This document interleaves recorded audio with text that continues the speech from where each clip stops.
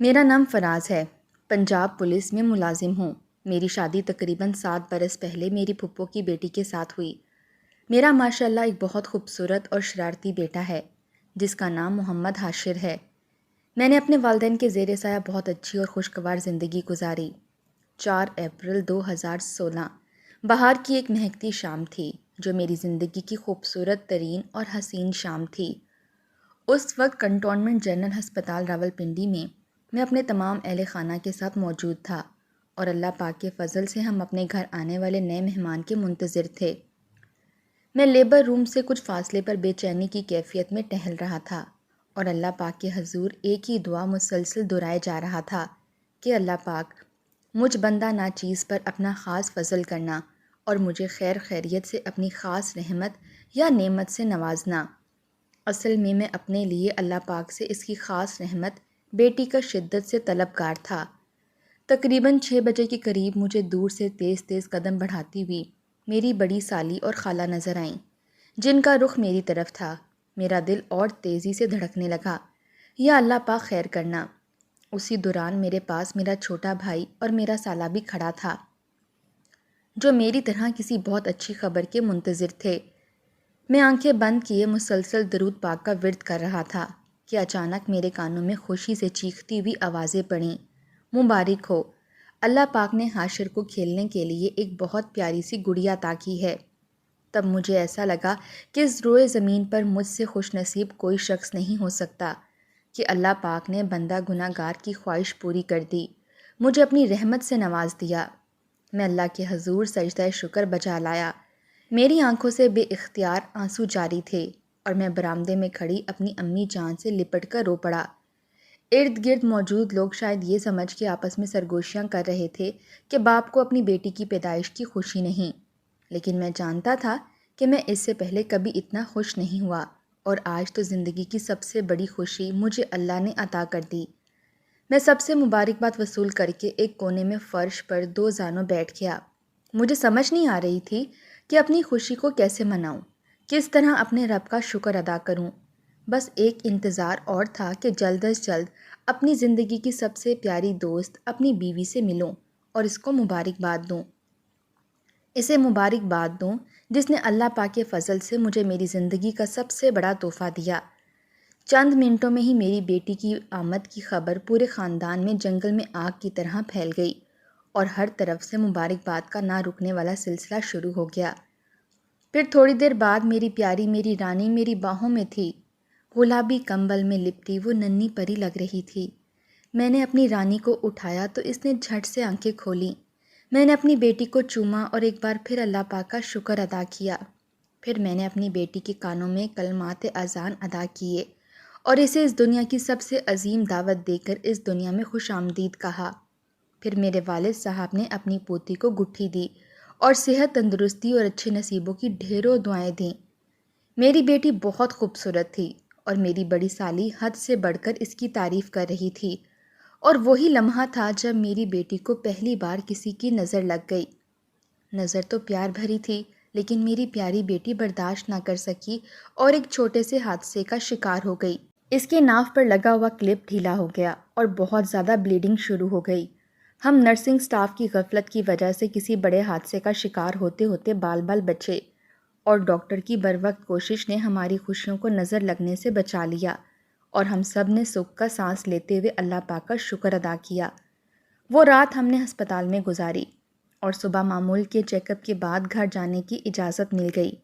سب سے زیادہ خوشی میری بیوی کو ہوئی جس کو بیٹیوں سے بہت زیادہ لگاؤ تھا، اور آج اسے سب سے اچھی سہیلی اس کی بیٹی کی صورت میں مل گئی۔ ہم دونوں نے اپنی بیٹی کے لیے ایک نام سوچ رکھا تھا، لیکن ہمیں اپنی بڑی پھپھو کی خواہش کے احترام میں اپنی اس خواہش کی قربانی دینی پڑی، جو 30 سال کا عرصہ گزر جانے کے بعد بھی اولاد جیسی نعمت سے محروم تھیں، اور ان کی خواہش تھی کہ نام وہ رکھیں گی۔ ہم ہسپتال سے واپسی پر سیدھا اپنی پھپھو کے گھر گئے جن کی بلائی منزل پر ہم رہتے تھے۔ میری پھپھو نے دعاؤں اور نیک خواہشات کے ساتھ ساتھ میری بیٹی کو طیبہ فراز جیسا خوبصورت نام دیا جو ہمیشہ ہمیشہ کے لیے ہمارے لیے ایک یاد بن گیا، اور ہمارے گھر میں جشن کا سما تھا۔ تقریباً سب قریبی رشتہ دار طیبہ فراز کو خوش آمدید کہنے کے لیے ہمارے گھر پر موجود ہو چکے تھے۔ طیبہ کے چچا اور پھپھو نے مل کر خوب کمرہ سجایا۔ میری بیٹی کا اس کے شایان شان استقبال کیا گیا۔ اس کا بستر سرخ گلابوں سے مہک رہا تھا۔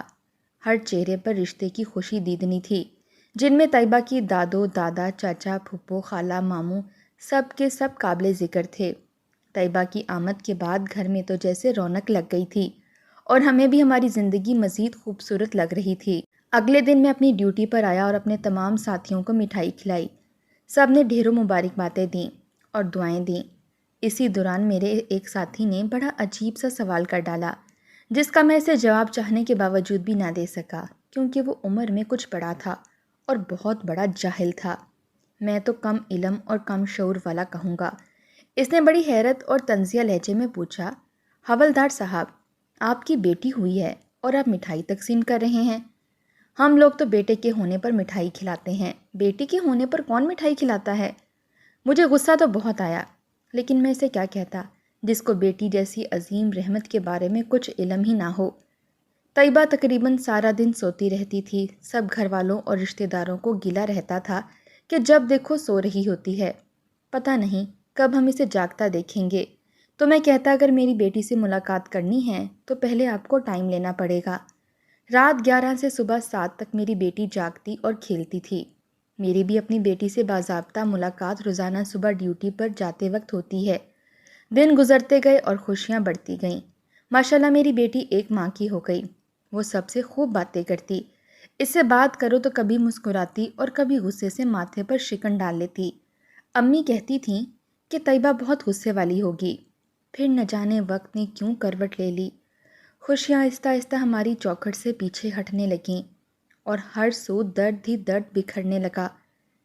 ایک دن میں ڈیوٹی سے گھر لوٹا تو پتہ لگا طیبہ کل رات سے بہت رو رہی ہے، شاید پیٹ میں درد ہے۔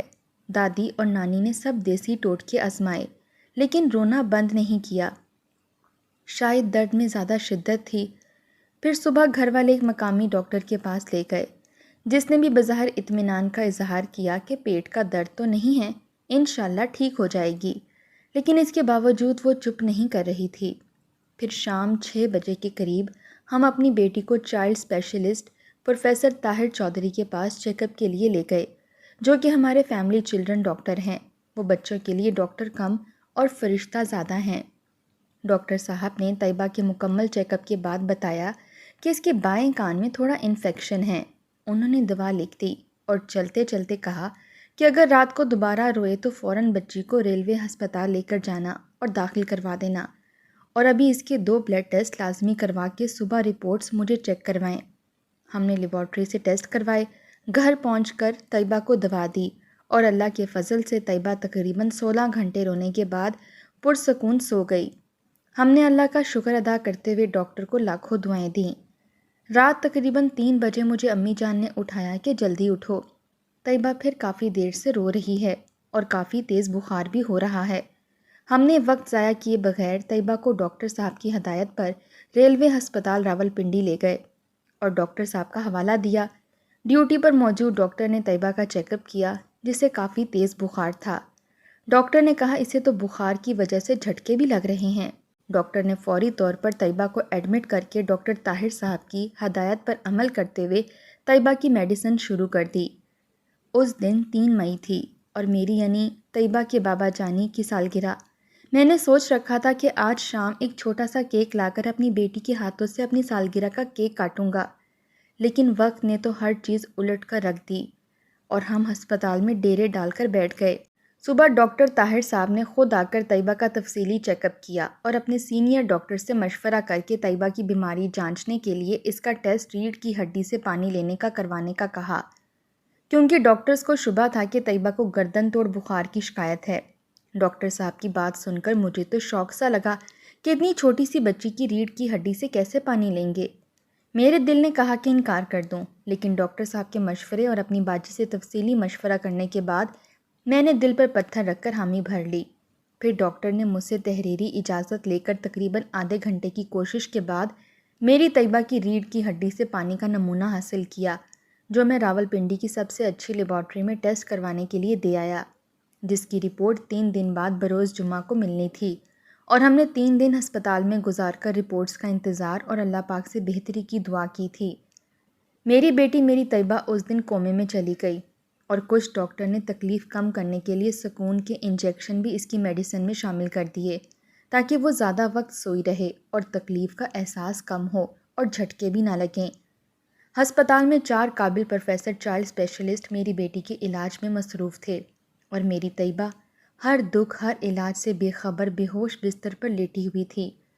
طیبہ کی ماں مسلسل 3 دن اس کے سرہانے بیٹھی بیٹی کی جلد صحت یابی کے لیے دعا گو تھی۔ اس کے دل کا حال اور درد تو کوئی ماں ہی جان سکتی تھی۔ میں بھی اپنے محکمے سے چھٹی لے کر اپنی بیٹی کے پاس ہسپتال میں موجود تھا۔ تیسرے دن جب اللہ اللہ کر کے طیبہ کے ٹیسٹ کی رپورٹس آئیں تو ڈاکٹر صاحب نے مبارکباد دی کہ آپ کی بیٹی کی رپورٹس بالکل ٹھیک آئی ہیں۔ ہم یہ خبر سن کر بہت خوش ہوئے اور اللہ پاک کا شکر ادا کیا، لیکن ڈاکٹرز طیبہ کی رپورٹس آنے کے بعد مزید پریشان ہو گئے۔ اگر بچی کو گردن توڑ بخار نہیں ہے تو پھر مسئلہ کیا ہے؟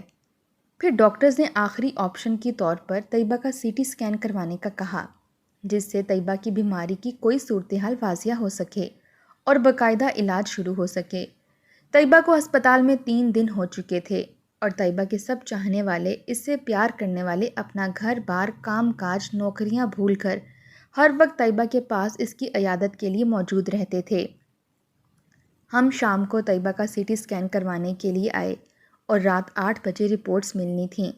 شام کو چھوٹا بھائی جب رپورٹس لے کر آیا تو ڈیوٹی پر موجود ڈاکٹر نے رپورٹس پڑھ کر کوئی جواب نہ دیا، بس اتنا کہا کہ صبح ڈاکٹر صاحب سے میٹنگ کر کے آپ کو رپورٹس کی تفصیل بتائیں گے۔ ہم سب کی بے چینی میں مزید اضافہ ہو گیا۔ اللہ اللہ کر کے رات گزری اور صبح ڈاکٹر صاحب آئے۔ سب سے پہلے طیبہ کی رپورٹس چیک کیں اور کافی دیر چپ رہے، پھر مجھے بلایا اور کہا، بیٹا آپ کی بیٹی کی رپورٹس ٹھیک نہیں آئیں، طیبہ کو برین ہیمریج ہو گیا ہے، جس کی وجہ سے اس کے دماغ کی سب سے اندرونی اور نازک ترین حصہ بہت بری طرح سے متاثر ہو چکا ہے۔ بہت زیادہ بلیڈنگ کی وجہ سے خون دماغ کے اندر جم گیا ہے اور خون کی سپلائی منقطع ہو چکی ہے، جس کی وجہ سے طیبہ کومے میں ہے۔ میں جوں جوں ڈاکٹر صاحب کی باتیں سن رہا تھا ویسے ویسے زمین میں دھنستا جا رہا تھا۔ یوں لگ رہا تھا جیسے قدرت مجھ سے کوئی بہت بڑا امتحان لینا چاہتی ہے اور میری بیٹی مجھ سے دور ہوتی جا رہی ہے۔ پھر ڈاکٹر کی میٹنگ ہوئی، مجھے ڈاکٹر نے پھر بلایا اور طیبہ کی صورتحال سے مزید آگاہ کیا۔ میں نے ڈاکٹر صاحب سے پوچھا کہ آپ مجھے کھل کر بتائیں کہ میری طیبہ ٹھیک تو ہو جائے گی، زیادہ پریشانی والی کوئی بات تو نہیں ہے نا؟ آپ جو چاہیں کریں، جتنا مرضی مہنگا علاج ہو میں جیسے بھی ہوا کرواؤں گا، اگر کوئی سرجری کرنی پڑے تو وہ بھی کریں، بس میری طیبہ آنکھیں کھولے، ہم سے باتیں کرے، ہنسے روئے کھیلے، واپس اپنے گھر جائے۔ ڈاکٹر صاحب نے کہا، بیٹا بات یہ ہے کہ ہم اپنی پوری کوشش کر رہے ہیں اور بہت زیادہ پر امید تو نہیں ہیں، لیکن اللہ پاک کی ذات بہت رحمان اور رحیم ہے، بہت بے نیاز ہے، انشاءاللہ ضرور ہماری مدد کرے گا، لیکن بہت زیادہ خون بہہ جانے کی وجہ سے ریکوری بہت مشکل نظر آ رہی ہے، کیونکہ میری 22 سالہ سروس میں اس نوعیت کا یہ پہلا کیس ہے۔ ہمیں اس مرض کی وجہ پتہ لگانی ہے کہ اتنی معصوم بچی کے ساتھ اتنا بڑا حادثہ ہونے کی کیا وجہ بنی۔ ایسا مسئلہ تو آج تک کسی بڑی عمر کے مریض کے ساتھ نہیں ہوا۔ یہ مسئلہ ہم سب کے لیے بہت بڑا چیلنج بنا ہوا ہے۔ ہم اس کی وجہ دریافت کرنے کے لیے طیبہ کے کچھ مزید بلڈ ٹیسٹ کریں گے، بہت حساس نوعیت کے، جس سے شاید کوئی وجہ اور بچی کے علاج کی طرف بہتر پیش رفت ہو سکے۔ باقی اللہ پاک سے امید رکھیں، مایوسی گناہ ہے۔ میں تو ڈاکٹر کی باتیں سن کے ایسے ہو گیا جیسے کسی نے مجھ سے میرا سب کچھ چھین لیا ہو۔ میں اچانک سے خالی ہاتھ ہو گیا ہوں۔ میں اس وقت پہلی بار اندر سے بری طرح سے ٹوٹ چکا تھا۔ میں بے جان جسم لے کر ہسپتال کے لان میں ایک بینچ پر بیٹھ گیا اور اتنا رویا کہ شاید مجھے خود نہیں سمجھ آئی کہ میں کیسے اتنا رویا۔ میرا بس نہیں چل رہا تھا کہ بلک بلک کر اونچا اونچا روں، کوئی ہو میرے پاس میرا اپنا، جس سے میں اپنا دکھ درد بانٹوں، اپنے دل کا بوجھ ہلکا کرنے کی کوشش کروں۔ میں اتنی بڑی اور بری خبر کو اپنی دوست، اپنی بیوی کے ساتھ کھول کر شیئر نہیں کر سکتا تھا کہ وہ یہ صدمہ برداشت کر پائے گی یا نہیں، اور اپنے پر امید ماں باپ کو یہ شوق نہیں دینا چاہتا تھا۔ پھر میں نے دل پر پتھر رکھ کر اپنی بڑی بہن کو فون کر کے اسے اپنے دل کا حال سنایا۔ انہوں نے مجھے بچوں کو بہلانے جیسی تسلیاں دیں، وہ بھی جانتی تھیں کہ ایک باپ کے دل پر کیا گزر رہی ہوگی۔ پھر آہستہ آہستہ شام تک میں نے اپنے تمام گھر والوں کو اپنی بیٹی کی بیماری کے بارے میں بتایا تو سب کی حالت بہت غیر ہو گئی۔ جو سنتا آنسو بہاتا، میری طیبہ کے لیے دعائیں کرتا، پر میں نے اس کی بیماری کو اپنی بیوی کے ساتھ کھول کر شیئر نہیں کیا۔ بس توڑ مڑوڑ کر یہ بتایا کہ طیبہ کچھ ٹھیک نہیں، ہم اور ٹیسٹ کروا رہے ہیں، انشاءاللہ ٹھیک ہو جائے گی جلدی۔ اور وہ ماں بھی ہماری باتوں میں آ کے تسلی کیے رب سے آس لگائے بیٹھی رہی۔ میرے چھوٹے بھائی اور بڑی بہن مسلسل اس بات پر بضد تھے کہ ہمیں طیبہ کی سیکنڈ رائے لینا چاہیے، شاید کوئی بہتر حل سامنے آ جائے۔ اس بات کے پیش نظر میرے بھائی نے CMS راولپنڈی کے معروف نیورو سرجن بریگیڈیئر جنید مشتاق اور سودریاب میں مقیم ہمارے ایک عزیز کے تواسط سے ہم نے رپورٹ وہاں کے ایک نیورو سرجن اور چائلڈ اسپیشلسٹ کو چیک کروائی۔ دونوں ڈاکٹرز نے ایک ہی بات کی کہ یہ ممکن ہی نہیں ہو سکتا کہ اتنی چھوٹی بچی کے ساتھ یہ حادثہ ہوا ہے۔ انہوں نے بھی یہی بات دہرائی کہ ہم نے ہزاروں مریض دیکھے، آپریشن کیے، لیکن اس نوعیت کا آج تک کوئی کیس سامنے نہیں آیا۔ افسوس کے ساتھ کہ اس کا علاج ممکن نہیں ہے، مگر اللہ پاک چاہیں تو کچھ بھی ہو سکتا ہے۔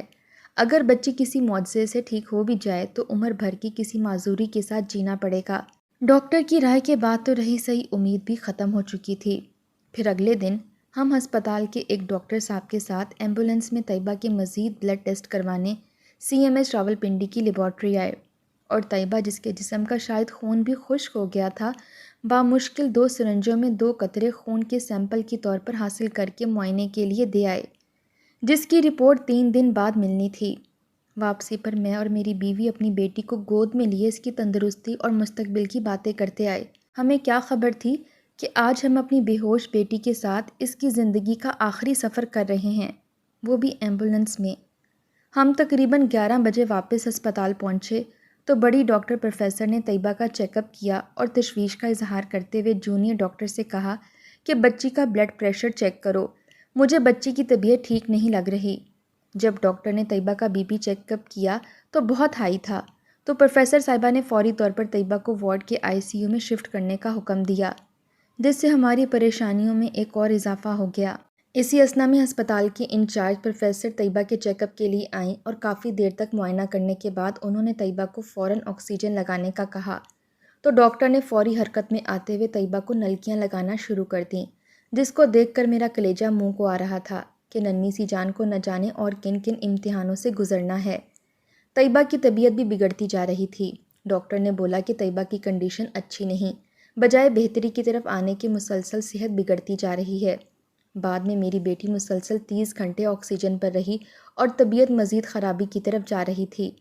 اگلی شام تقریباً 7 بجے کے قریب ڈیوٹی ڈاکٹر نے طیبہ کا روٹین کا چیک اپ کیا اور کافی دیر طیبہ کے پاس کھڑی رہی۔ واپس جاتے ہوئے مجھے اپنے ساتھ آنے کو کہا۔ ڈاکٹر کے پاس پہنچ کر ڈاکٹر نے جو الفاظ کہے میں ساری زندگی نہیں بھلا سکوں گا۔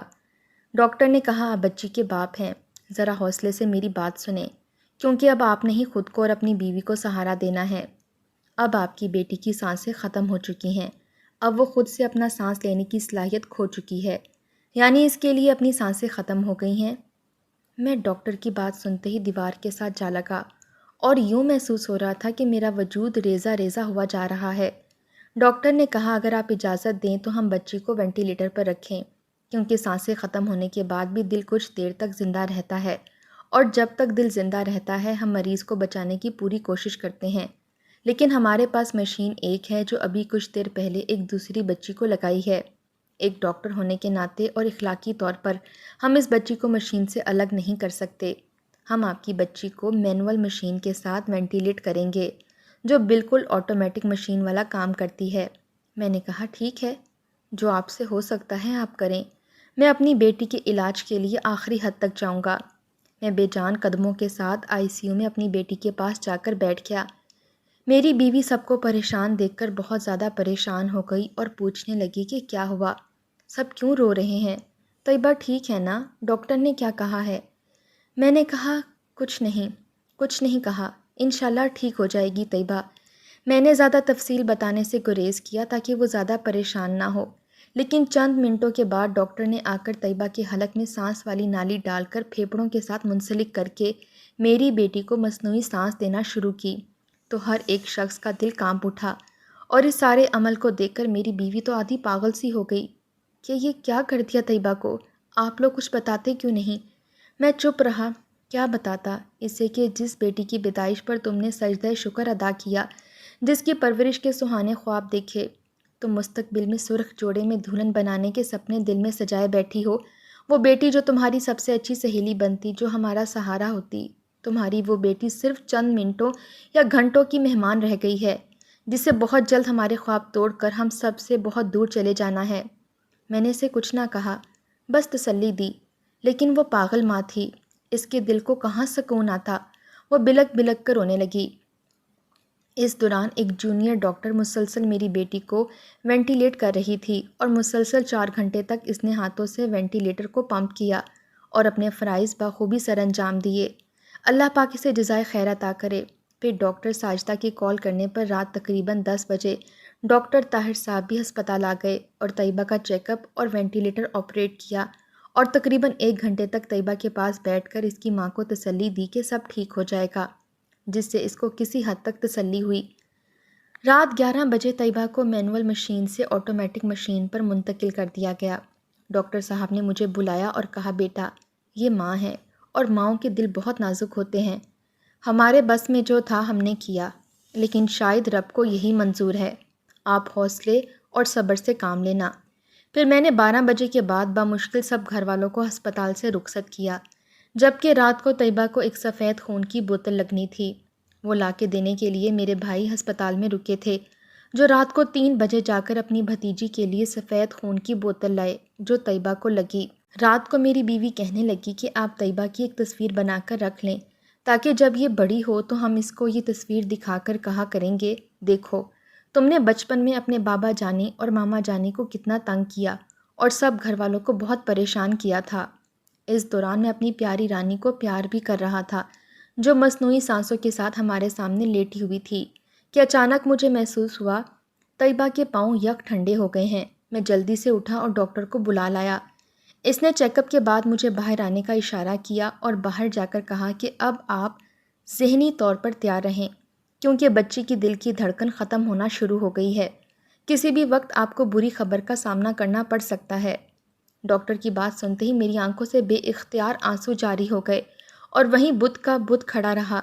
میں واپس ICU میں آیا جہاں اس کی ماں مطمئن بیٹھی تھی۔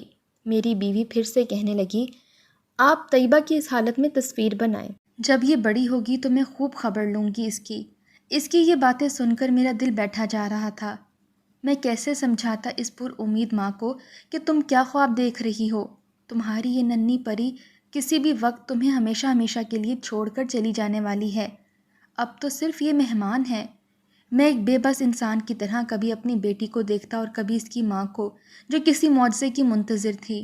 اچانک میری بیٹی نے، جو مسلسل 9 دن سے کومے کی حالت میں تھی، جس نے 9 دن سے نہ آنکھ کھولی تھی نہ ہاتھ پاؤں ہلائے تھے، ایک دم سے اپنا بایاں ہاتھ آہستہ سے اوپر اٹھایا اور اٹھا کر اپنے سینے پر رکھ لیا۔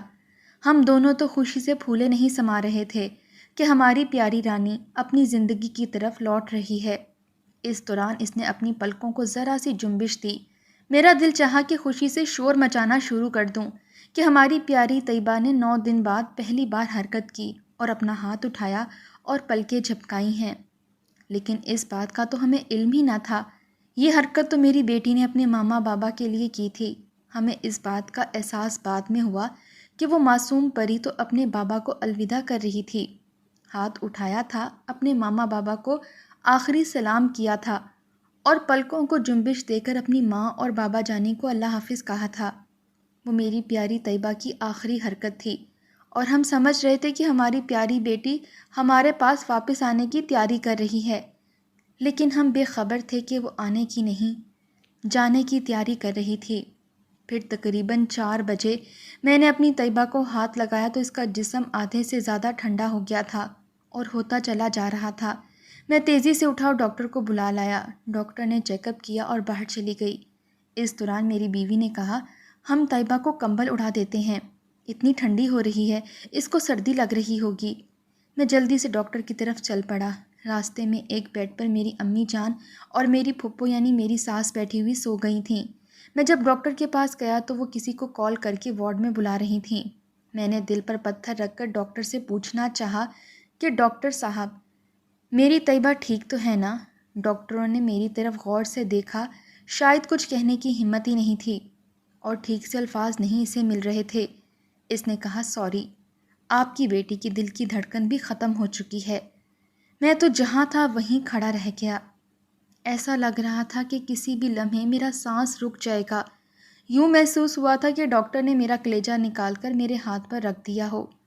چند لمحوں بعد جب ہوش آیا تو ایک بڑی پریشانی بن گئی کہ ECG کرنے والے بندے کے آنے سے پہلے کس طرح اپنی بیوی کو کسی بہانے سے بلا کر باہر لے آؤں، کیونکہ وہ ماں ہے اور اپنی بیٹی کی موت کی خبر کیسے سنے گی اور اس کی ڈیتھ سلپ کس طرح سے نکلتے دیکھے گی۔ میں بوجھل قدموں کے ساتھ جب اندر آیا تو خدا کی قدرت اور فضل دیکھ کر بے اختیار اپنے رب کا شکر بجا لایا، کیونکہ اس وقت پتہ نہیں نہ جانے کیسے اور کیوں میری بیوی دیوار سے ٹیک لگائے چند منٹوں کے لیے نیند کی آغوش میں چلی گئی تھی۔ اس دوران میں نے باہر لان میں بیٹھے اپنے بھائی کو کال کر کے بلایا اور طیبہ کے بارے میں بتایا۔ پھر اس نے امی اور پھپھو کو اٹھا کر طیبہ کی دنیا سے چلے جانے کا بتایا۔ اس دوران ڈاکٹر نے ECG کر کے میری طیبہ کی ڈیتھ سلپ میرے حوالے کر دی۔ امی اور پھپھو بھی روتی ہوئی اندر آ گئیں، جس کی وجہ سے میری بیوی اپنی زندگی کی طویل ترین تقریباً 4 منٹ کی نیند کر کے جاگ چکی تھی، لیکن یہ 4 منٹ کی نیند اسے بہت مہنگی پڑ گئی تھی۔ وہ ادھر ادھر دیکھنے لگی کہ کیا ہوا، کیا ہو رہا ہے۔ میری بیٹی کے جسم کے ساتھ کلپ لگے ہوئے تھے، ڈاکٹرز کلپ اتار کیوں رہی ہیں؟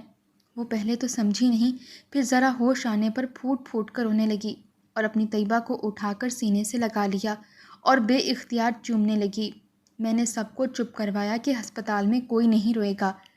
اسی اثنا میں ارد گرد کے مریض بھی اکٹھے ہو گئے اور سب تعزیت کرنے لگے۔ چھوٹے بھائی نے اس دوران گھر والوں کو فون کر کے مجھ پر گزرنے والی قیامت کا بتا دیا۔ میں تھوڑی دیر بیٹی کے پاس بیٹھا، بیوی کو تسلی دیتا رہا اور پھر ہسپتال کی ضروری کارروائی مکمل کی۔ میرا دوسرا بھائی اور سالہ بھی اس دوران ہسپتال پہنچ چکے تھے، جہاں میں ہسپتال کے ننگے فرش پر بیٹھا کسی اپنے سہارے کا منتظر تھا۔ تو میرے بھائی نے آ کر مجھے اٹھایا اور سینے سے لگا کر حوصلہ دینے لگا اور ہم گھر کی طرف چل پڑے۔ بدھ کا دن اور 11 مئی تھی۔ سب کچھ بالکل ویسا ہی تھا جب دن سوموار کا تھا اور 4 اپریل تھی۔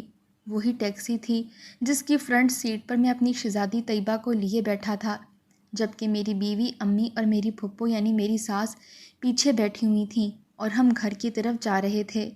فرق صرف ایک تھا، تب آنکھوں میں خوشی کے آنسو تھے کیونکہ میری بیٹی دنیا میں آئی تھی، اور آج آنکھوں میں غم کے آنسو تھے کیونکہ آج میری بیٹی دنیا سے جا رہی تھی۔ سب کچھ بالکل ویسا تھا۔ اس دن بھی ہم گھر کے باہر گاڑی سے اترے تھے اور تمام گھر والے ہمارے منتظر تھے، اور آج بھی تمام گھر والے ہمارے منتظر تھے۔ اس دن بھی میری گود میں میری بیٹی تھی اور آج بھی میری گود میں میری بیٹی تھی۔ اس دن بھی میری بیٹی کی شایان شان اس کا استقبال کیا گیا تھا اور آج بھی اس کے استقبال کی تیاریاں مکمل تھیں۔ سب اس کے منتظر تھے۔ اس دن بھی طیبہ کا بستر اس کے چاچو نے سرخ پھولوں سے سجایا ہوا تھا اور آج بھی میری بیٹی کا بستر سرخ پھولوں کی خوشبو سے مہک رہا تھا۔ بس فرق تو صرف اور صرف ایک ہی تھا کہ اس دن میری بیٹی کی سانسیں چل رہی تھیں اور آج میری بیٹی کی سانسیں تھمی ہوئی تھیں۔ اس دن طیبہ کی دنیا میں آنے کا جشن منایا جا رہا تھا اور آج میری بیٹی کی اس دنیا سے چلے جانے کی وجہ سے صف ماتم بچھی ہوئی تھی۔ ہر شخص غم میں نڈھال تھا۔ بڑا حادثہ تھا جو ایک ننھی پری کی جان لے گیا۔ جس کلی کو کھلنا تھا، جس نے مہکنا تھا، وہ تو کلی کھلے بنا ہی مرجھا چکی تھی۔ میری پیاری طیبہ دلہن تو بن کے جا رہی تھی، اپنے بابا کے ہاتھوں رخصت ہو رہی تھی، لیکن وہ میری ننھی معصوم پری سرخ نہیں، سفید جوڑے میں تھی۔